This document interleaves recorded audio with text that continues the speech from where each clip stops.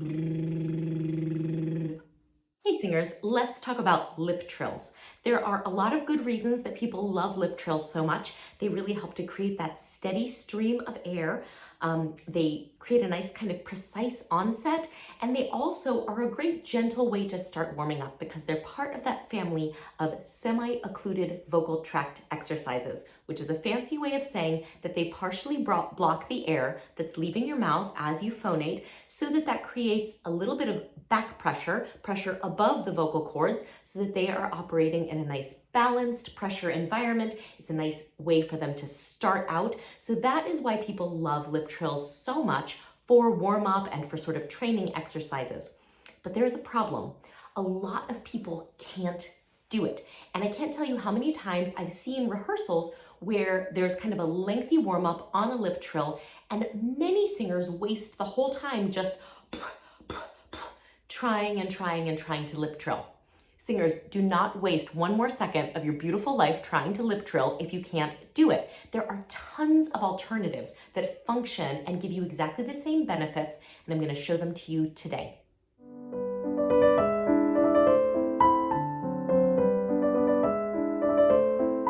Okay, the first alternative to a lip trill would be a rolled R. I love this because mechanically it basically works on the same principle as a lip trill. With a lip trill, as the lips kind of open and close, you're getting half the time that the lips are closed and creating that blockage of the airway. So with a rolled R, you're getting the same thing, but with the tongue instead of the lips.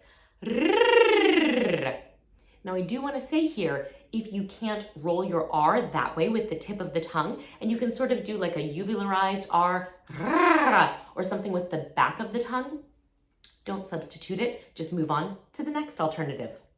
The second alternative would be an NG hum. Now we'll talk more about other kinds of humming in a little bit, but NG I particularly love because it's really easy to feel the flow of breath on NG. NG is just the sound that you make at the end of a word, like sing. If you make that sound, what you'll feel is that the palate and the tongue are in contact way at the back. So the tongue comes up high in the back of the mouth.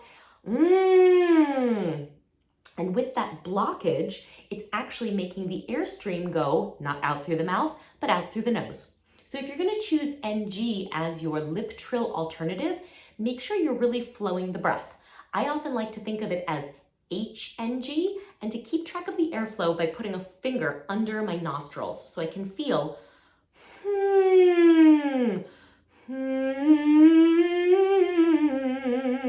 I can really feel that warm air coming through, and the H helps me to start with air instead of a hard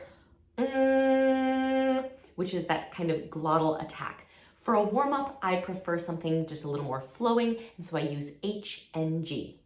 A third wonderful alternative would be straw bubbling. Now, if you've heard me talk about straw bubbling a bazillion times, just skip ahead 20 seconds. But basically what we're doing here is we're submerging a straw a few inches into a bottle or glass of water, and then we're just bubbling as we make sound.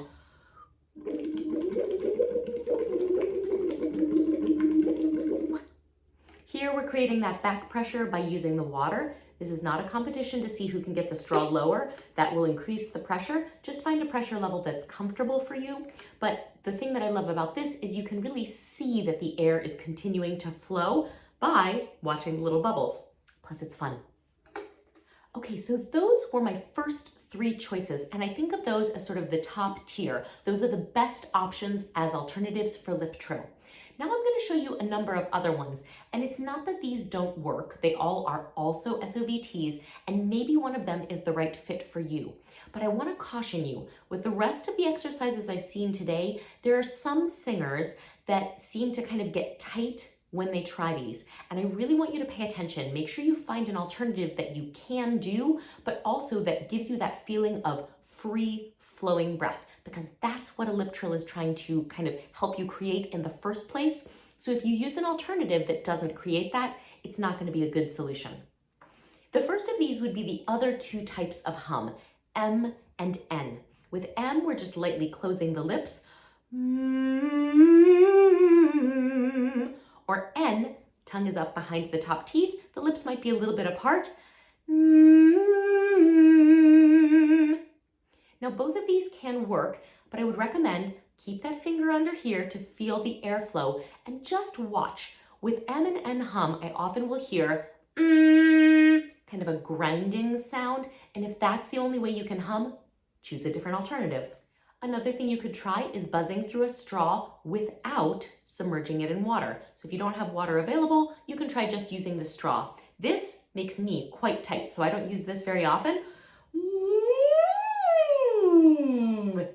I also have found that for me, if I'm gonna use this option, I find that a really tiny straw, like a coffee stirrer or one of those special designated straws, they're called phonation straws, and they're really little, those can work for me. I still prefer bubbling in water as a better alternative, but if you like a straw, you can just use it without the water.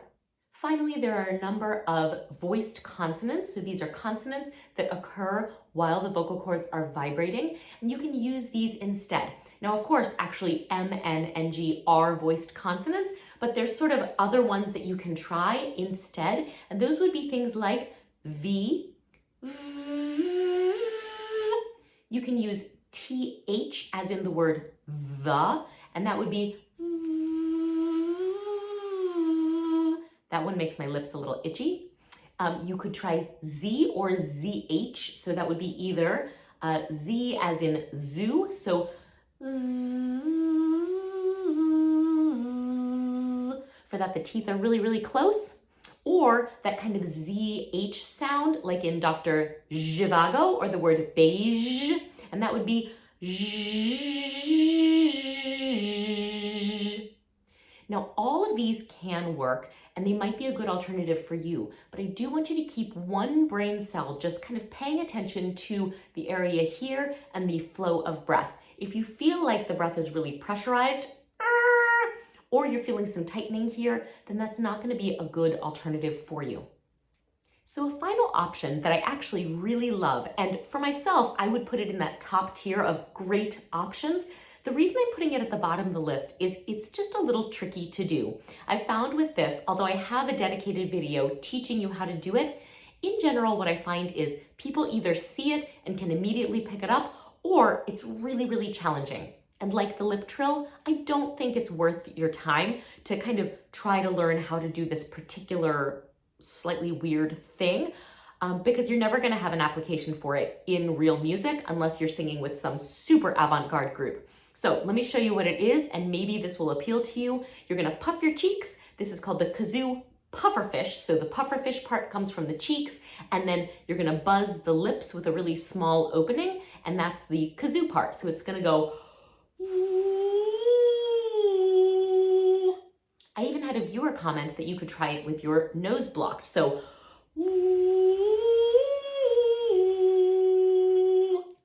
if that seems like fun and is something that's easy for you to try, go ahead and use that one instead.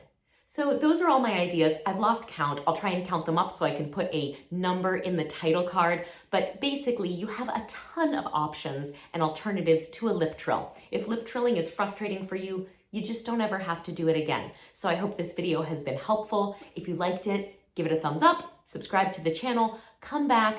I'll also put some instructions down in the description box if you want to sign up for the newsletter, and that is not only a great place for us to touch base, I tell stories, I let you know what's happening with my singing, I will sometimes kind of expand on ideas that I talk about in the videos, but it's also the most important place, the first place where you'll hear about public teaching that I'm doing, workshops, and those kinds of things. So if you want to work with me, make sure that you're signed up for the newsletter, and in the meanwhile, thank you for practicing.